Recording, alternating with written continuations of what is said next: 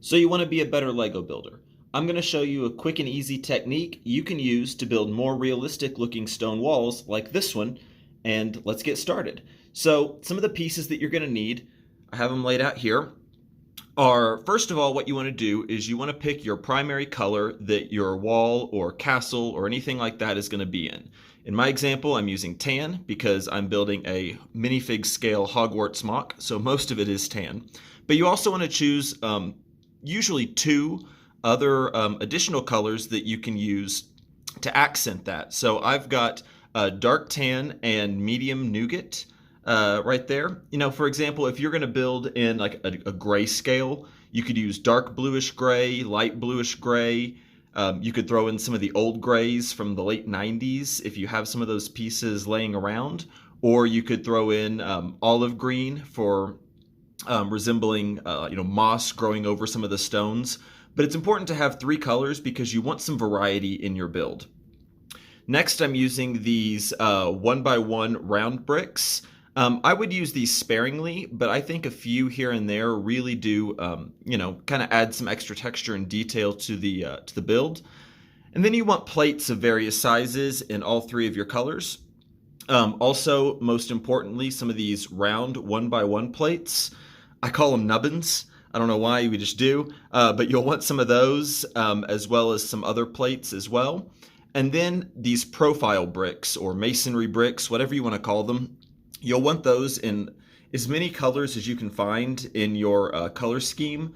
Now I realize they don't make them in that many colors, but they do make them in both shades of gray or bluish gray, as well as these the more earthy tone like tan, dark tans, and nougats that I have here. So that's what you're going to want to start with when you're looking at building a stone wall.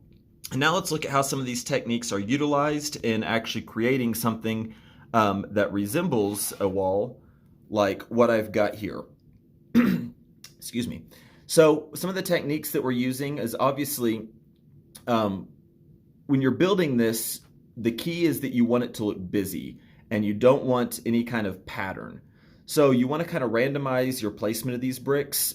And like I said, I would use these round 1x1 bricks right here pretty sparingly, just because I think too many of them will take away from the look. But one or two here or there, I think will really add some texture.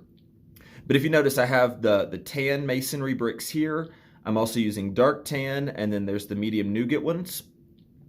To achieve something like this right here, what I've done is I've basically created a brick from plates. And if you don't know what I'm talking about, a brick is exactly three plates tall. So you could use something like this, and then, kind of snap one together. We'll see if I can do this with one hand or not. And then you can kind of create a brick, in this case, a 1x4 brick. You can see it's exactly the same size there as a 1x4. And then you can use this through the build like I did here. That's how I got these lines going through the wall right there. And you can use that to create some more color variations and texture. The other thing you can do to kind of create a stone look is use these 1x1 plates. And I like to sandwich these nubbins in between and kind of straighten it up here. You can get something that looks like this. If you guys can see that a little bit better. And I use these pretty frequently. You can use them, you can see where I've put them all here and there. And it kind of gives this effect like the mortar or, the outside part of the stone wall is kind of crumbled and exposed the inner structure. And so you can give it an older effect by doing something like that. And I think it looks really nice. But the key, like I said, is to make it look random. You don't want a pattern. And I've got some examples here of common mistakes that people make when they're building a stone wall structure on a castle. And we can kind of look at the difference. So the first one is obviously not doing anything at all. We've all built one of these bad boys. We're all guilty of this at one point in time. Just don't do this, especially if you're building anything of size, because it's boring. It's just going to be a solid color monstrosity, and it's not going to be very, eye appealing or anything special to look at. So don't build one of these. The next thing I see people do is they will take it up a notch and they will start using things like the masonry bricks. But that's all they'll use. They won't use any other techniques, and they'll kind of like space them almost in a pattern-like, method. And when you have a build of any size, this ends up looking very checkerboardy, and you don't want that because it's going to look like you planned it. It's not going to look natural. And so you want to avoid something that looks like this, especially if you're building anything in scale like I am.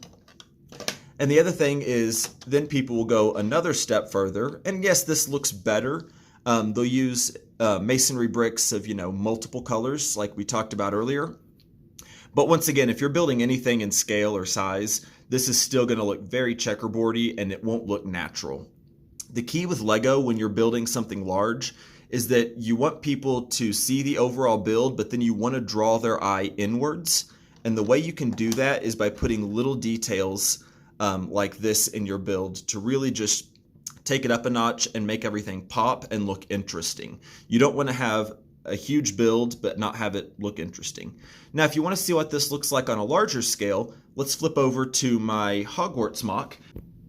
Sorry, the window here is kind of bright, but you can see what this looks like in practice on a larger stone structure. So you can see how I've incorporated all of like the nubbin pieces, the 1x1 round plates, and then kind of made it look randomized and busy. You don't want too many open spots, but you can kind of get an idea about what this will look like on a larger scale, and it really gives that stone wall look, and it'll really take your builds to the next level. If you want to see more about this, what I'm showing you right now on my Hogwarts MOC, I have other videos on the channel you can check out. You can see the progress and updates that I'm making on my minifig scale Lego Hogwarts, or I'll be posting more videos with tips on how to take your builds to the next level. If you want to subscribe and check those out in future videos, that'd be great if you did. Until next time, I'll see y'all later. Bye.